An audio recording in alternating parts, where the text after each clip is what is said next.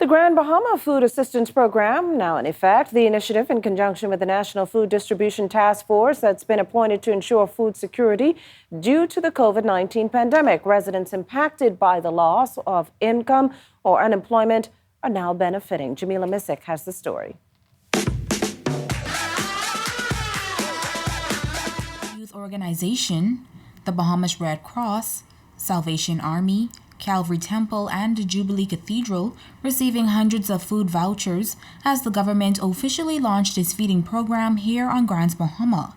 Minister of State for Grand Bahama, the Honorable Kwesi Thompson, noting that it is now a national priority to feed citizens. The Prime Minister also indicated that the National Distribution Committee would be responsible for putting in place food distribution programs throughout the Bahamas.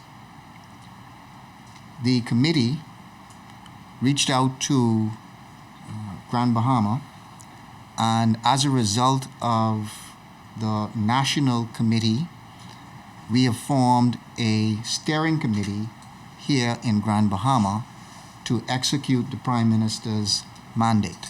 Minister Thompson says there is a national database which will be comprised of persons who have been assisted and those in need, and Grand Bahama's website will be launched next week, www.feedgrandbahama.com. Now, in addition to private sector pledges, the minister says the government will be consistently funding the program. We also want to thank the food stores who are participating in this first tranche. We are very pleased that on board we have Sawyer's Food Store, we have AML or Solomon's Food Store, and we have Express Food Market.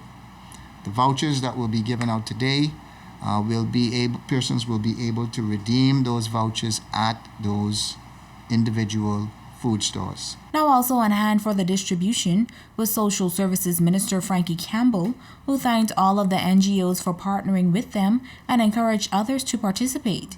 He says the National Food Task Force Committee has divided the Bahamas into 9 zones, 5 in New Providence, 1 in Grand Bahama, Eleuthera, Abaco, and the Northern and Southern Family Islands. They've chosen to initiate partnerships with persons who were already in the business of helping, persons who were already in the business of feeding. And the reason for that is because they're satisfied that these entities, these persons already have a network in place, already have a protocol in place.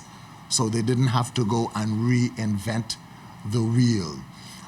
Persons within the various communities always knew that you could go to this institution and get some assistance. You can go to this church and get some assistance. You can go to this army and get some assistance. And so they figured, why reinvent the wheel when you can just reinforce the work that is already being done by these persons? Now on the Grand Bahama Steering Committee is President of the Grand Bahama Port Authority, Ian Roll, President of the Grand Bahama Chamber of Commerce, Greg LaRota, and President of the Grand Bahama Christian Council, Pastor Robert Lockhart. Pastor Lockhart says they have identified churches on the island that will be used as distribution channels, as well as partner with other churches in the community. We've been through Hurricane Dorian together, the aftermath of it, and now we're dealing with the pandemic together.